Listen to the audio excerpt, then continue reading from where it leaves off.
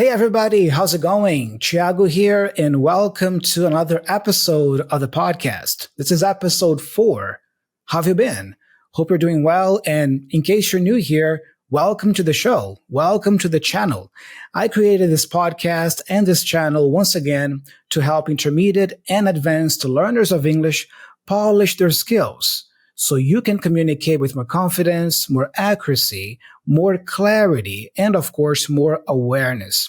If this sounds like something you want for yourself and your English, don't forget to follow the show here. If you are on Apple Podcasts or Spotify, just hit the follow button so you don't miss a single new episode. And of course, if you are on YouTube, subscribe to the channel and keep following the videos here week after week. Today, I'm super excited because we are going to talk a little bit today about grammar. Yes, my friends, grammar. I love grammar as opposed to some people out there who hate grammar. I actually love grammar. I think grammar is absolutely essential, especially if you started learning English older as an adult. And today, I'm going to talk to you a little bit about the future tenses in English. Hopefully, by the end of this episode today, you will have learned all the possible ways you have in English to communicate ideas in the future. Well, not all of them, because there are a couple of more advanced structures that we're not going to go into in this episode, like the future continuous and the future perfect. We're not going to talk about those today. I'm going to leave those for a future episode. But today, we're going to be focusing on the simple future tense and all the possibilities: will and won't, going to, and of course, present continuous for the future. Let me tell you right now that if you are the type of person who always says will or won't whenever you want to talk about the future, I hate to tell you this, but you're not really using the future tenses correctly, okay? There's more to it than that. So hopefully by the end of this episode, you will stop using just will and won't to talk about the future and use other structures as well, so you can communicate with more accuracy, with more precision, okay? So without further ado, let's get started here with our episode today. Consider this a class, a full class that you're going to have today about the future tenses, okay? I want to start actually by talking about the present tenses, because I don't know if you know, but it is possible for you to use the present tenses to talk about the future. It's true. So first of all, let's talk about the present continuous. You know the present continuous structure, right? For example, right now, I am talking to you. You are watching me, or you are listening to me right now. This is present continuous. I am doing this, I am doing that. We usually use this structure to talk about things that are happening at the moment we speak them or we say them. These are things in progress, all right? But if you change the time at the end of the structure or the sentence, and if you add a future time, the sentence becomes future. For example, I am meeting a friend tomorrow. I am meeting a friend tomorrow. Now, simply because I'm using tomorrow, the meaning is future. So take a look at this example here. Think of a guy named Ben, okay? And Ben has a plan for the week. Check it out. He is playing tennis on Monday afternoon. He is going to the dentist on Tuesday morning, and he is meeting Kate on Friday.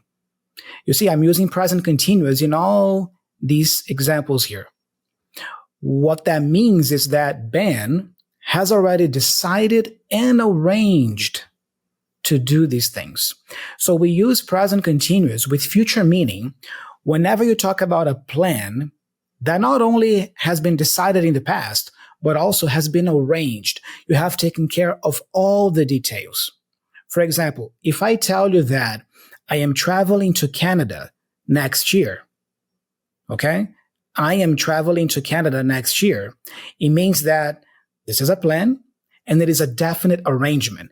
Probably I've already bought the tickets. I've already booked my hotel reservations, and I know exactly the day and time I'm going to go and the day and time I'm going to come back. You see, all the details have been arranged. Because of that, I use present continuous. Okay? I am traveling to Canada next year. Let me read some more examples here for you. Look, what are you doing on Saturday evening? You see, I want to know what your arrangements for Saturday evening are. And then the person can respond, I'm going to the cinema. You see, it's been arranged. By the way, cinema is more of a British word. In American English, we tend to hear movies more often. I'm going to the movies. All right? So I'm going to the movies. I'm going to the cinema. What time is Catherine arriving tomorrow? 10:30. We're meeting her at the station. You see, simply because we are using present continuous here, we understand that these are all definite arrangements. All right? What are you doing tonight? What are you doing tonight? You see? Another example. Or, Alex is getting married next month. Usually when we talk about events like a wedding, for example, there's a lot of arrangement going on here, right? So if you say that Alex is getting married next month, you mean that it is happening. For sure, it is happening. It's set. There's a date. Everything has been taken care of, or most things have been taken care of, and the wedding is happening. Not the wedding will happen. Okay? Now, it's also possible for you to use the present simple for future, guys. It's true. The present simple. The difference here is that we use present simple to talk about the future when we want to talk about schedules, events like maybe a movie that starts, a play that starts. What time does it start? What time does it end? Okay? Usually for timetables, schedules. Here are some examples here. I have to go. My train leaves at 11:30. You see, that's the schedule of the train. My train leaves at 11:30. The whole situation is in the future, but I'm using the present simple structure to communicate that. What about this one? What time does the film start tonight? Okay. Oh, the film starts at 9. Or the meeting is at 9 o'clock tomorrow. This is simple present with verb to be, right? The meeting is at 9 o'clock tomorrow. Amazing, right? Or I start my new job on Monday. What time do you finish work tomorrow? So all these examples are focusing on timetables, schedules, the time for things, the time of events, all right? Now let's compare here present continuous and present simple. For example, what time are you arriving tomorrow? Versus, what time does the train arrive? So when you want to ask about a person's arrangements, a person's personal plans and arrangements, you use present continuous. Okay? What time are you arriving tomorrow? Now, if you want to talk about the schedule, the timetable of events in general, like the train schedule, what time does the train arrive? Not what time is the train arriving. Okay? Another example, I'm going to the movies this evening. I'm going to the movies this evening. My personal arrangement. Versus the movie starts at 8:15. The schedule of the movie. Got it? So starting here, it's possible to use present tenses with future meaning. Remember, just recapping, present continuous we use for personal plans and arrangements, things that have already been decided and arranged. You are 100% that they are happening. Okay? And we also use present simple to talk about the schedule, the timetable of events in general, like the time something ends, the time something begins. All right? So far, so good? Great. Now let's move on to the next future possibility here, which is going to. Yes, going to, I know you know going to, or gonna. right? So take a look at some phrases here. I'm going to do something. If you say this, I'm going to do something, it means that you have already decided to do it. You intend to do it. It's your intention. It's your plan. You decided to do that in the past. The difference here is that maybe you haven't arranged the details yet. You have made up your mind. You have decided to do it, but maybe you haven't arranged yet. It's just a plan. It's just an intention for now. Okay? For example, are you going to eat anything? No, I'm not hungry. Or, I hear Sarah won the lottery. What is she going to do with the money? In other words, what are her plans or intentions about the money? She's going to buy a new car. You see, maybe she's already decided to do that. She doesn't know exactly when, but it's been decided. Or, I'm just going to make a quick phone call. Can you wait for me? This is a good one, guys. This cheese smells horrible. I'm not going to eat it. All right? So these are some examples. Now, let's compare I am doing, present continuous, with I am going to do. Going to, okay? Remember, I am doing, this means that the event or the plan is fixed. It's arranged. All the details have been taken care of. I'm going to do something. I've decided to do it. I don't know exactly when I'm going to do it. I haven't really taken care of the details yet, but I'm going to do it. So going back to my first example related to Canada, about Canada, right? If I say I am traveling to Canada next year, everything has been arranged. If I say I'm going to travel to Canada next year, I've made up my mind. I've decided to do it, but I don't know exactly when yet, or I haven't taken care of all the details yet. I haven't bought the tickets yet. I have to check that. I have to check visa. Okay? Hotel, that kind of stuff. That's the difference between present continuous, I am doing, and going to, I am going to do. Okay? We have some more examples here. Your shoes are dirty. Yes, I know. I'm going to clean them. All right?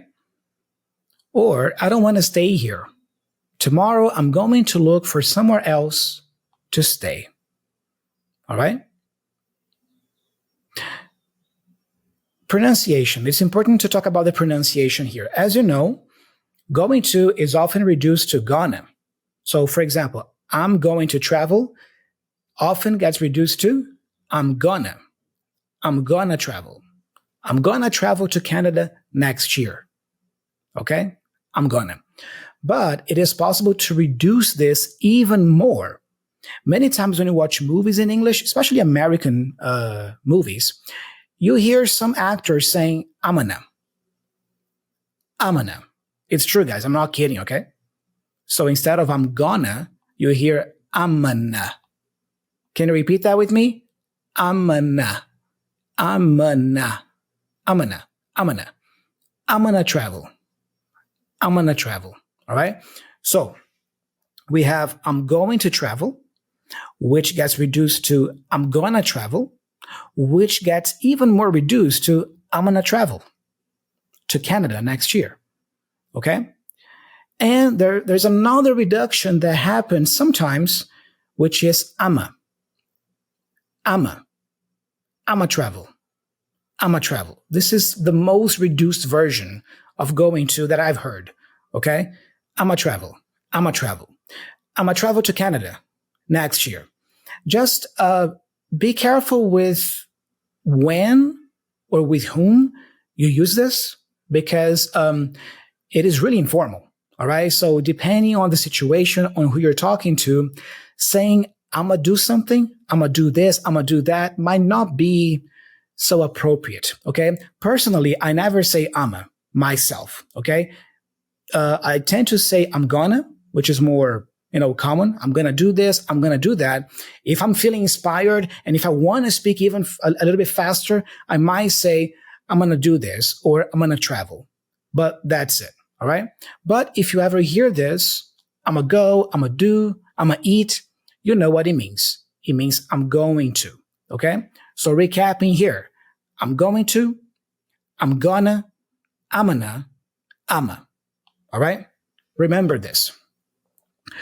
Another common use we have for going to is to talk about predictions in the future. When you make a prediction, for example, imagine you look at the sky and the sky is gray and full of clouds. You can say, ooh, it's going to rain. All right? Or it's gonna rain. Okay? This is a prediction that I'm making. Also, it tends to be a prediction that is kind of obvious. You can see the evidence in the present moment. In this case, the evidence is the sky, the cloudy sky. I can see it, right? I can see the cloudy sky, and then I say, it's gonna rain. All right? Now, there's something really cool about going to. You can use it in the past. Instead of I am going to do something, you can say I was going to do something. In that case, it means that you intended to do it. You had the intention to do it, but for some reason, you didn't do it. For example, we were going to travel by train, but then we decided to drive instead. You see, that was our plan, our intention, but it didn't happen. You can say, we were going to travel, or you can contract. We were going to travel. Oh yeah, we were going to travel by train, but we decided to drive instead. All right? Or another example here. I was just going to cross the road when somebody shouted, stop. All right? So I was just going to cross. I was about to cross. That was my intention. But then somebody shouted, stop. Okay? Or one final example about this could be, I thought it was going to rain, but it didn't. Or I thought it was going to rain, but it didn't. So far, so good here. So this is going to for the future. Just to recap, we can use going to talk about plans and intentions, things that we have already decided to do, but not necessarily have been arranged yet. And we don't know necessarily when we're going to do them, when they will happen. All right? And you can also use going to talk about predictions, to make predictions about the future, usually obvious predictions, things that you can see in the present moment. And these things lead you to predict something. And then you can use going to. Oh, this is going to happen. This is not going to happen. All right? Now, let's move on to will. Finally, will. You see, guys, I deliberately left will as the last one because I know that many pre-intermediate and intermediate learners of English, they tend to use will all the time when they want to talk about the future. I will do this. I will do that. I won't do this, right? So I left it, as the last item to talk about here on purpose, because will, yes, it is used for the future, but in very specific situations. All right? So let's talk a little bit about that. Will. All right? We use will when we have just decided to do something. In other words, when you make a decision in the present moment about what you will do in the future. You just decided. Going to, you decided before, okay? Will, you just decided in the present moment. For example, imagine I am talking to you right now, recording this podcast, and then I can say, guys, excuse me, I will have some water. I'll be right back. You see, I just decided to stop the recording, stand up, and go have some water. So I can say, I will have some water. Got it? Some more examples here. Oh, I left the door open. I'll go and shut it. By the way, when you shut the door, you close the door. All right? Or, what would you like to drink? I'll have orange juice, please. This is a common situation we see in restaurants. Think about it. When you go to a restaurant, when you sit down, how do you usually decide what you will eat? Usually you decide in the present moment, right? You walk in a restaurant, you sit down, you open the menu, and you really have no idea. You don't know what you're going to order or what you're going to eat. So you flip through the pages of the menu, and then in that present moment, you decide. So normally we tend to order food in a restaurant with will. The waiter comes and you can say, yes, please, I'll have a beer.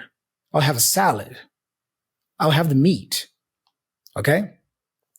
Unless you go to the restaurant already knowing exactly what you're going to have. Maybe, you know the restaurant, the dish that they offer there, and you already go with that decision, then that's okay. You don't even have to look at the menu.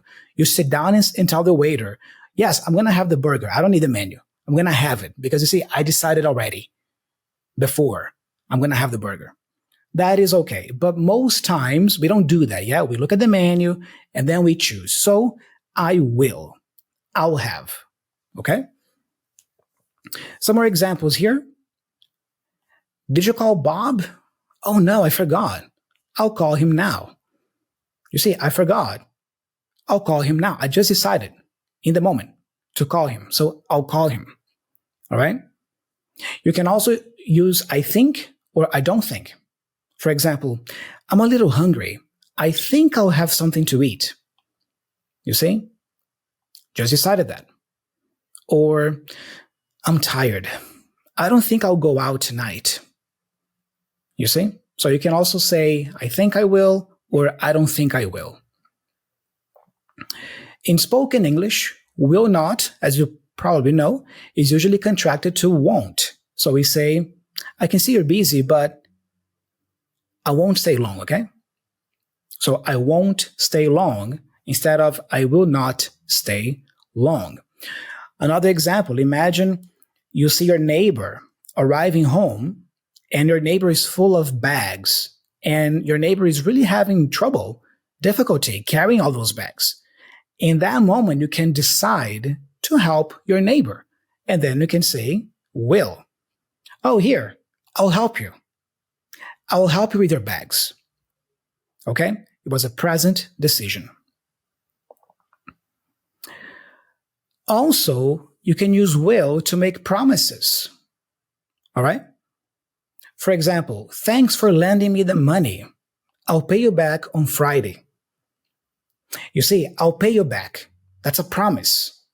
I will pay you back.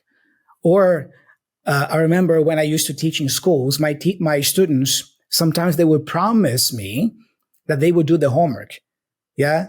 Thiago, I promise I will do the homework next time. All right? So when you make a promise, I will. That actually reminds me of that song by Whitney Houston. You know that song, right? Whitney Houston? I Will Always Love You, right? That is the part of the soundtrack for The Bodyguard with Kevin Costner. Great movie.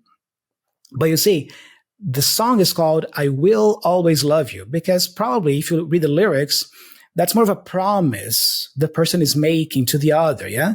I promise I will always love you, you see? Not I'm going to always love you. Okay? Got that? So, to make promises, we use will as well. All right? Finally, you can also use shall. Okay? Shall is a more formal variation of will. And usually, we use it with I and we. Shall I? Shall we? Okay? For example, shall I open the window? Shall I open the window? In other words, do you want me to open it? All right? Or, I've got no money. What shall I do? It's almost like you're asking for a suggestion. What shall I do? All right? Shall we go? Just a minute. So, by the way, in case you didn't know this, shall we is the question form for let's. Okay? Usually let's, we tend to use let's with more of a affirmative tone, not a question tone, affirmative tone, like, hey, let's go. Let's go now. All right? Now, if you want to ask, shall we go? Shall we go? Again, let's dance. Come on, let's dance. Versus, shall we dance? Yeah? So you are asking a question. By the way, there is a very nice movie with Richard Gere called Shall We Dance, I believe. Very nice comedy about dancing, and it's really cool. You guys should check it out. It's a fun movie, okay? But yeah, shall we dance? You see, you are asking a question. Or, where shall we have lunch? Again, asking for a suggestion, okay? Look at these comparisons too. Shall I shut the door? Shall I shut the door? In other words, do you want me to shut it? Almost like we're asking for permission. Versus, will you shut the door? It means I want you to shut it. So if you tell somebody, will you do this for me? Will you close the window? It sounds more imperative. Like I want you to do it. I can picture myself talking to my kid, for example, hey, will you do your homework now? Or will you stop? Will you stop shouting? You see, it's more imperative. Now, shall I or shall you? It's a little bit different. All right. Also keep in mind that shall tends to be more formal, even more old-fashioned. So in conversation, we tend to use will most of the time. Okay? And that's pretty much how it goes here. Still talking about will and shall, look at these examples. I shall be late this evening, which is the same as I will be late this evening. But I will be late is more common in conversation.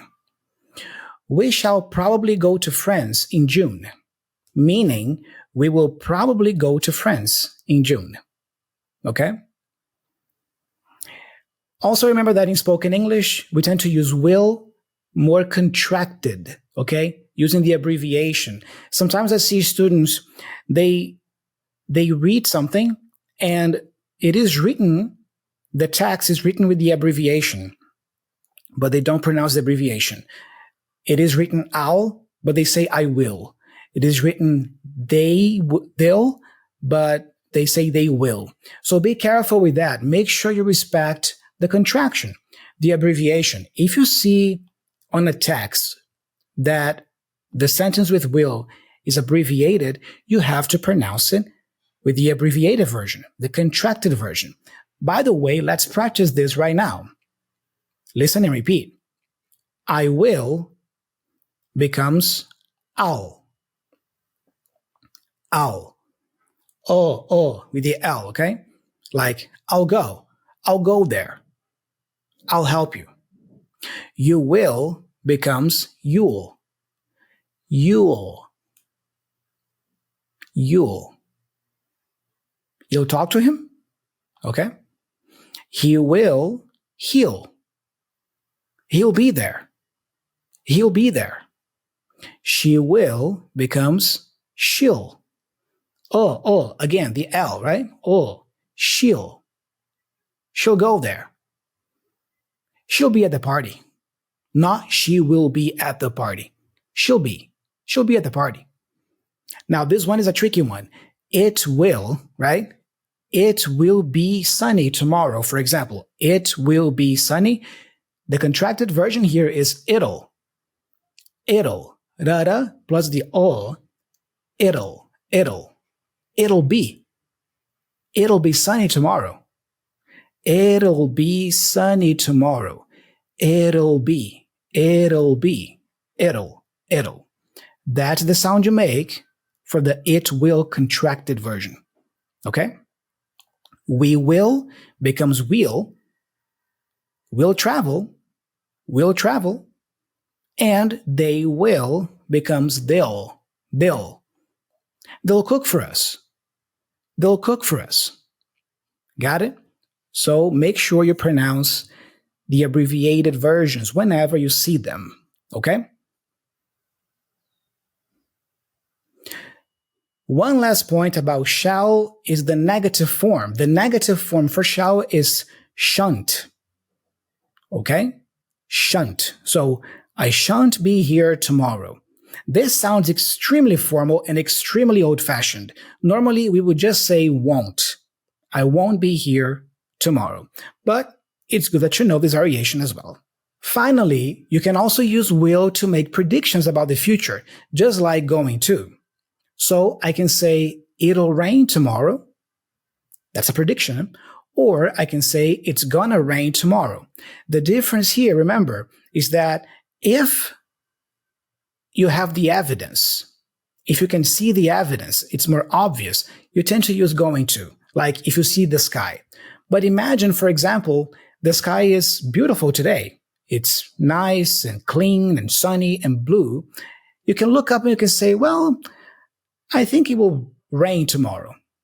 I think it will rain tomorrow. This is just a random prediction, but you don't really have the obvious evidence in front of you, okay, to predict with going to. That's the only difference between predicting with will versus predicting with going to, but both are used for predictions as well.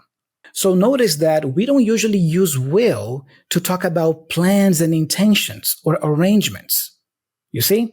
So most of the time, when you want to talk about your plans for the weekend, your intentions for next month, for your next vacation, use going to or present continuous, not will.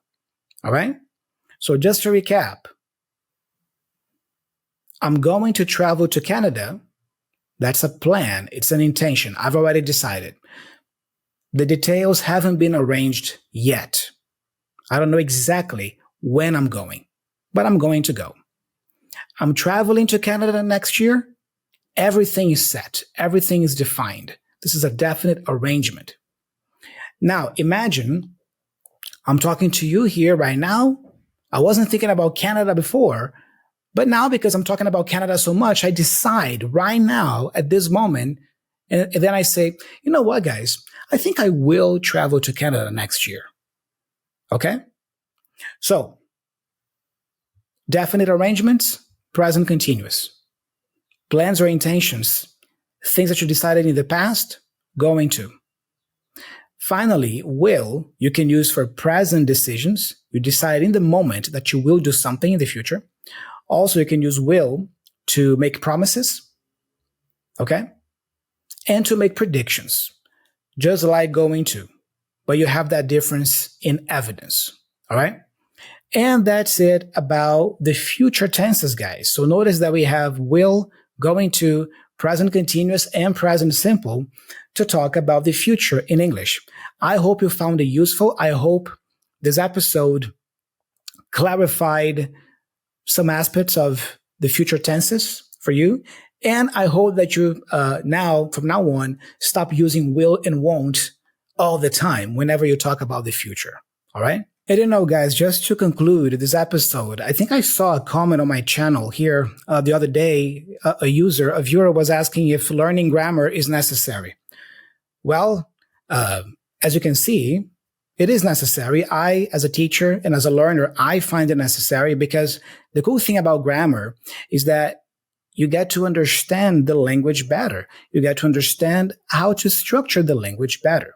And if you have the knowledge on how something works, you tend to perform better with that thing. All right. So think of grammar as kind of like a manual. For example, imagine you just bought a washing machine. A new washing machine, okay? Usually the washing machine comes with a manual, okay? The instruction manual. Can you set up the washing machine without looking at the manual? Yes, you can. But probably you're gonna, if you don't have much experience with installing or setting up a washing machine, you're gonna struggle a little bit.